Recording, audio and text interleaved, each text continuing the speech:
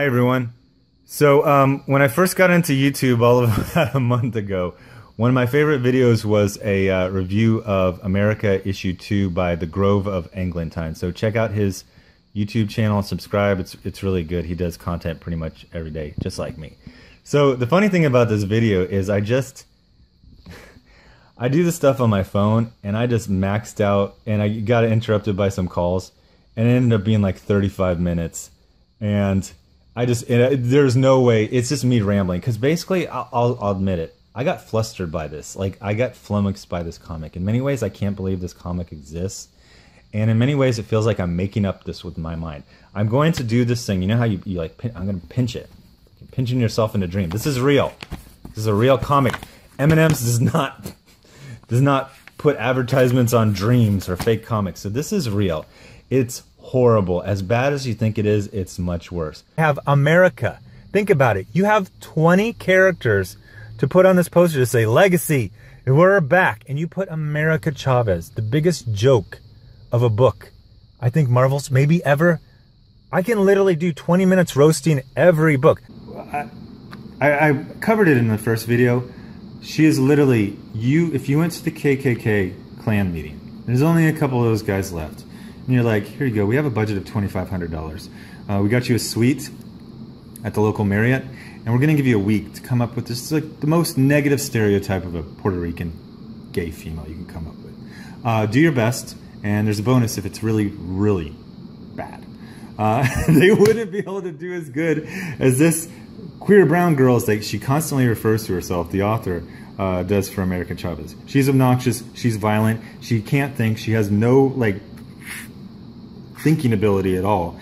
So I'm gonna cut to the chase instead of just rambling. So the deal is, the problem with this is that they hired someone who's never read comics or written comics or liked comics, who barely knows comics. They hired her because she's Puerto Rican and gay, and the character is Puerto Rican and gay.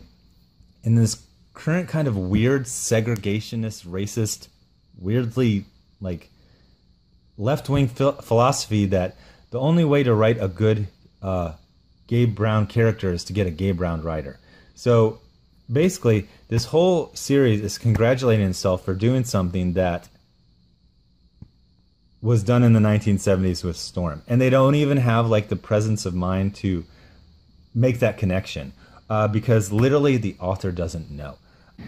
Grove of Eglantine read all the dialogue, and I don't have the strength or the stomach to do it. Rest assured, I'll just zoom in on it. It's the most ridiculous, cringy, over the top. It's like self-help, like philosophical, but really just dumb stuff. It's like Sesame Street philosophy. Believe in yourself, and you can fix rifts in time and space. And as my son would say, are you sure about that? So anyway, let's look at the corner, and I swear this is a real comic. So this group that looks like a hip-hop dance crew from a 1990s public service announcement that would teach you about seatbelt safety, this is now the corner box of an actual Marvel comic.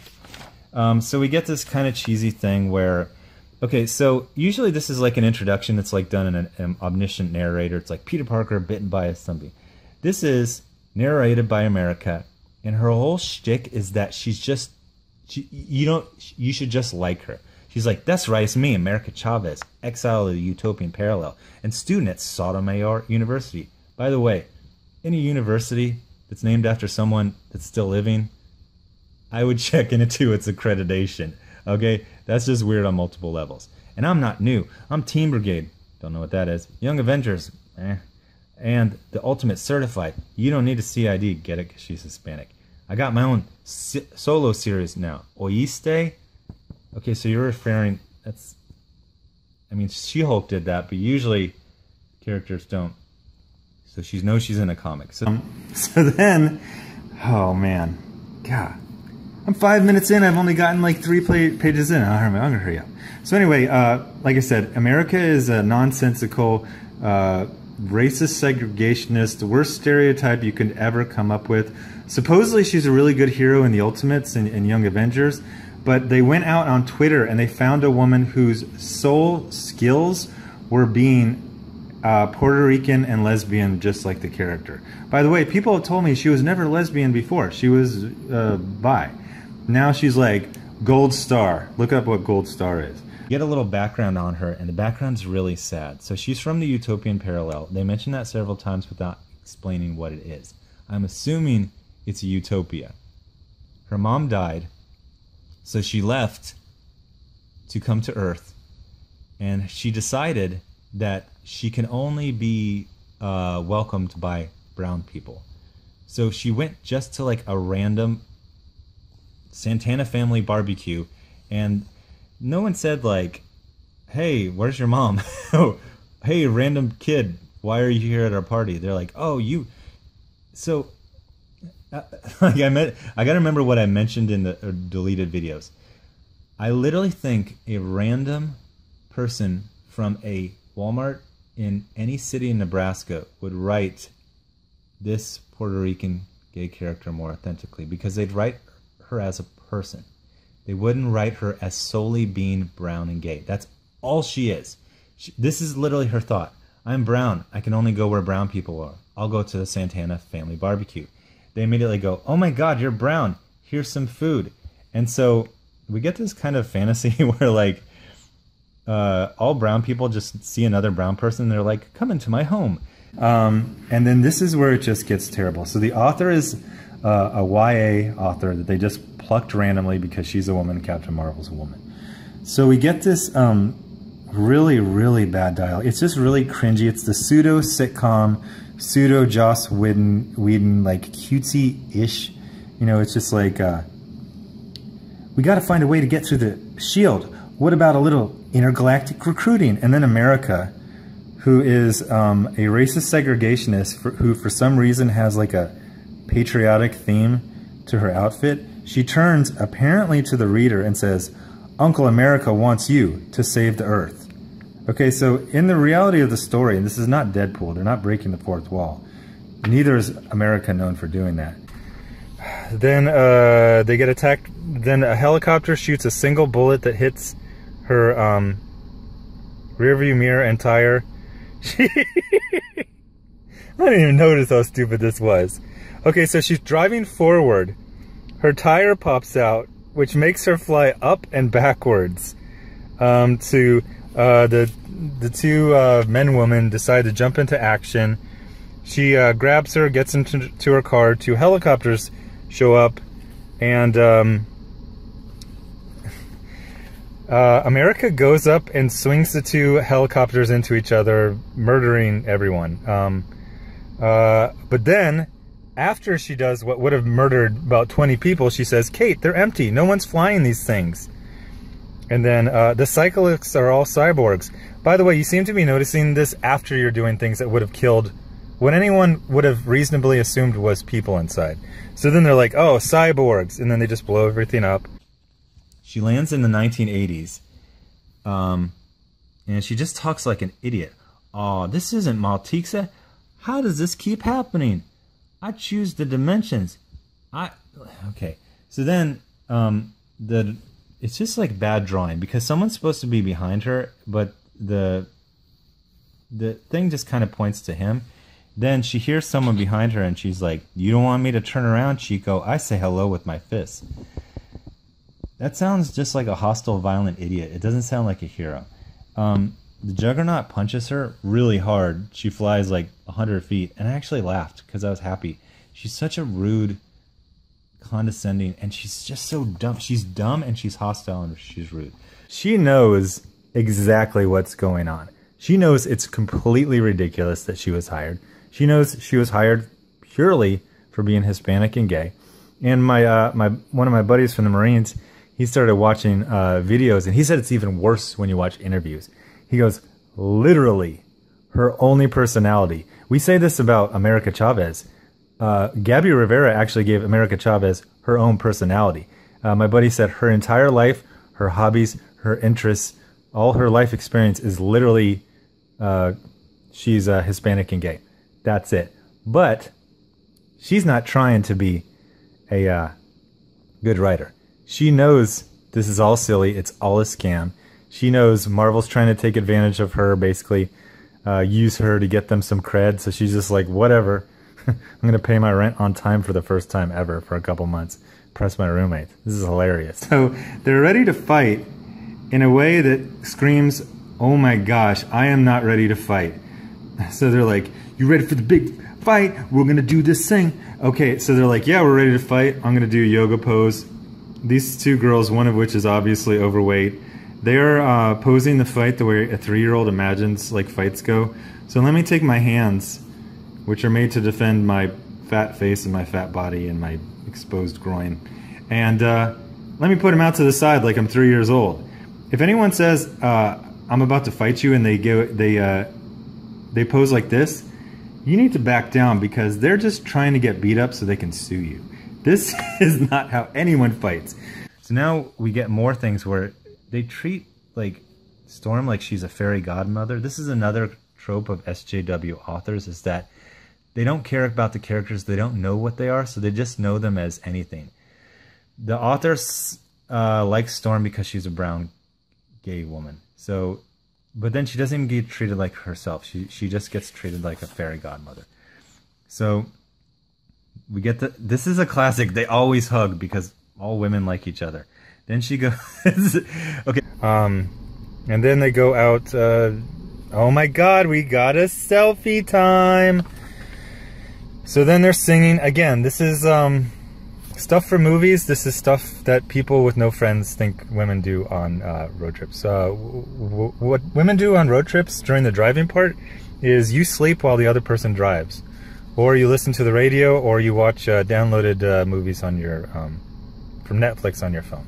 So then we get this thing where she punches her, and she's always bragging about her punches like she's 3 years old, and then her punches doesn't work, and she's like, that's that overacting thing that SJW characters do, where they're always OMGing. So then she's like, oh my gosh, my punch didn't work, throw another one. So then the chubby girl who's into the science, she does a quick Geordie LaForge move and like reroutes something through some boom boxes. I am not making this up. Then they boost the power from the starboard nacelle, and so the other thing is everyone's all emotionally validating each other because I'm not kidding. When women meet other women and minorities meet other minorities in SJW comics, they instantly love each other, are instantly friends. I want to know how the Bloods and the Crips work in the Marvel universe. Like they go to it's just like all hugging, like pool parties, slip and slides. Like no minorities of any stripe have any beef with each other, ever. So she keeps referring to her girlfriend as her girlfriend, even though her girlfriend, the blonde girl, broke up with her in issue 1, I believe. Then she pops up through her star, and she's like, I'm here for Lisa. Where's Lisa? Okay, Lisa is clearly visible right here. She's also clearly visible right here. Then, this is how she shows she's angry. This is how literally a 3-year-old shows she's angry. Making like a Hulk smash thing. And then, another thing about America Chavez, and again, this is why I said a random, assumingly white person from Nebraska would write this Puerto Rican character better. She's written by the worst negative cliche. So then she very slowly starts to piece together a puzzle. By the way, it would have been pieced together on like page 2 if she would have noticed the big billboard with her face on it. So then they just, oh, somebody's after me. Then she very, very, very slowly puts together a mystery. Then the girl she hasn't seen in 20 years betrays her. Stabbing, with all of this exposed skin, she decides to stab her through her shirt, which makes her eyes bulge and makes her man jaw become even bigger. And then Kate Bishop can apparently see this from, well, she sees her fall, but apparently she watched the entire thing from 100 meters away. That's some good vision. So then we get more of the Gabby Rivera self-help talk. Run. In the moment when your best one is down, you run. Run with your bravery. Run with everything you've got. It's your job to get them before they're gone forever. Mi gente, rise up. America needs you. Till next time. I don't know what the hell they're talking about. So then So then, the first three issues were wasted with her going through time to meet other female heroes, and instantly they just give like some very godmother style advice. It's like, believe in yourself and you can do anything. So then she goes into this. They were actually low key telling her to stop being obnoxious, like she is. She goes, Storm said to center myself in the chaos. No one has ever told me that before. It's like they gave me permission to be a damn supernova. No, those two things don't go together. All I have to do is listen for that one portal, for the place I need to be. Okay, so they basically told her to stop acting like herself, act like an adult, be calm, and listen. She's obnoxious, she's violent, she can't think, she has no, like, thinking ability at all. She just punches things. So then all of a sudden she comes with a plan. She's like, I got an idea. You know my portals? Why don't we push someone into the portal? I don't understand why 3 fairy godmothers had to tell her to do the most obvious thing ever with her own power. The most painful thing is when a story is almost good. So then these energy things come in and they explode. Now they explode near America, but the other girl's hurt, and she seems to actually be fairly grievously hurt. She's down for the count, although she actually seems to disappear in this panel. But they show her in this panel, and she's pretty badly hurt. So then America, who's always an idiot, she just says like, she basically says like, oh, they're just nothing, man. And then the chubby girl who gets inspired by her woke speech says, there's no fear here, not anymore, not today. Tell him, Zoo, no moss. So then she just grabs one and just slaps her down on the ground. It's never been established that these girls have any kind of powers. So then, the girl who got very badly injured jumps up. She's like, girl power, what? Oh, I'm going to fight. Like, she's literally like falling over delirious. She immediately gets zapped by one in the back. Then she falls down.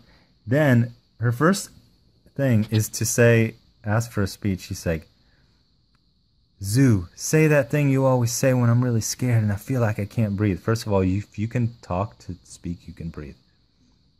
Air is everywhere. All of the air is yours. Like dirt and trees, Amani. It's okay to breathe. Apparently, in the minds of SJWs, there are people telling other people it's not okay to breathe. And you have to have breathing-related pep talks.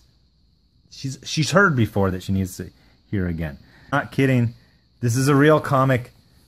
I didn't make this up. I didn't like go print it out. And I'm not trying to trick you guys. Here comes I'm not making this up, Fifth Element inspired hip-hop dance troupe to save the day. They land. First of all, one of them is obviously very out of shape. She's very fat.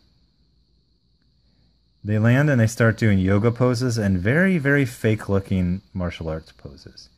And then they're like, oh, she goes, oh, this is nothing the Lidu multipass Phi Beta Thetas can't handle.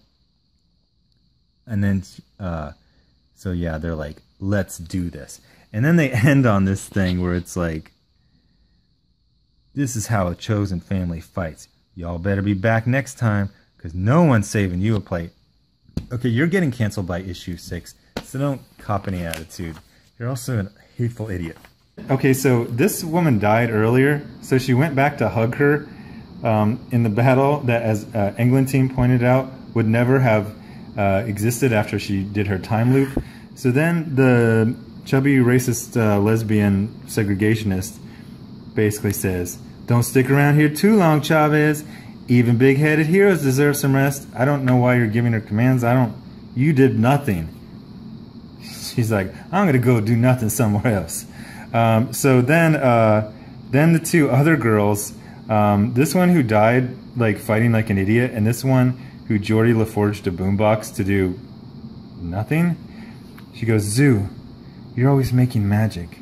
No, I reordered the frequency of Zoo. Okay, maybe I made a little magic, but I did it for you, for all of us. Must stop emoting. These aren't humans.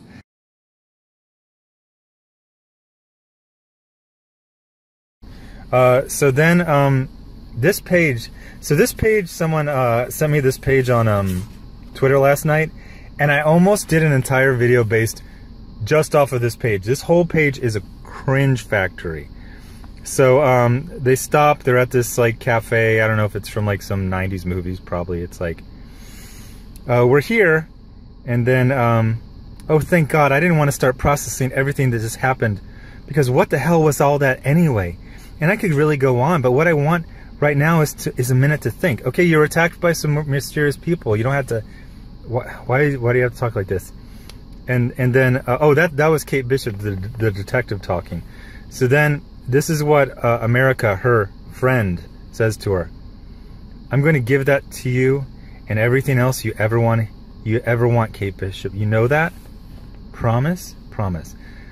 On my mom's forever. Okay, so this is not two friends talking. This is very much agenda, recruitment, coaxing. For some reason, you can turn straight characters gay. You can basically, there's a fan theory that Jean Grey actually turned Bobby Drake gay by suggesting it.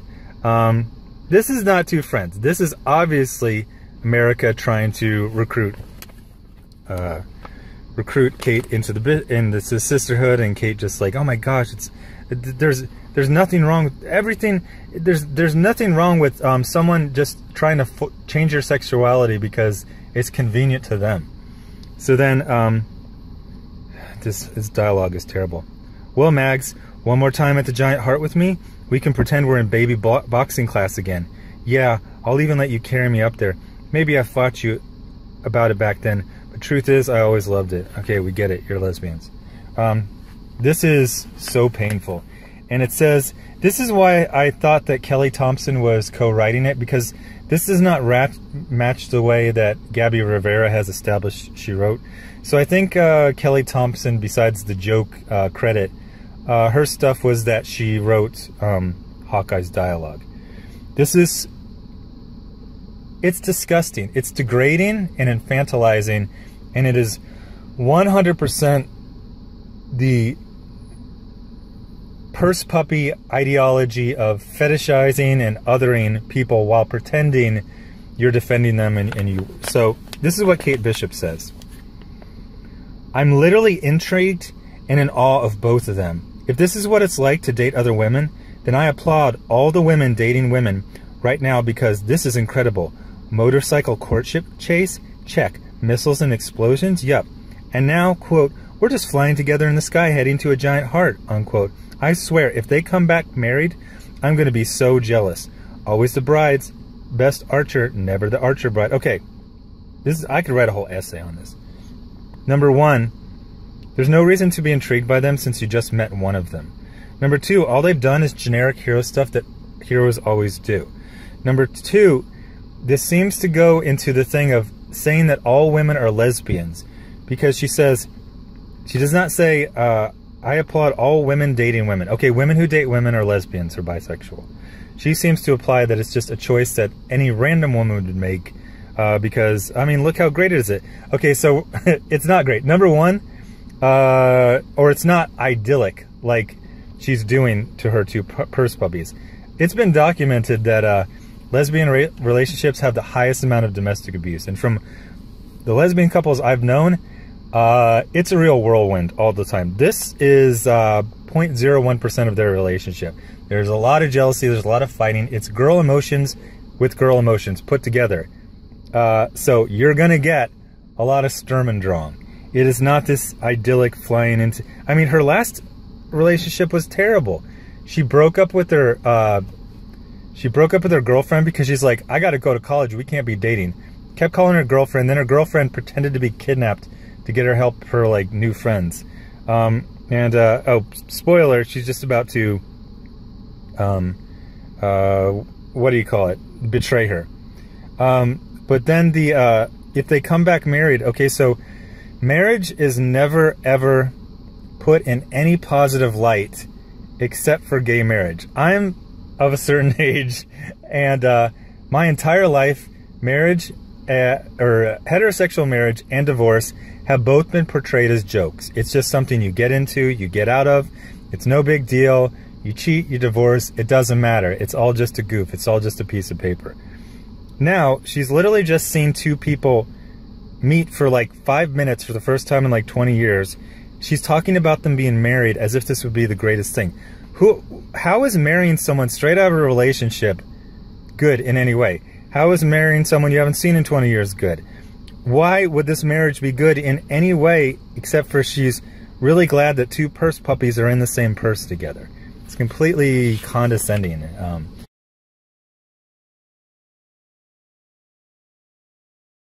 So sick of these beta cuck wimps and these freaking fake geek girls in something that I love. Get the hell out.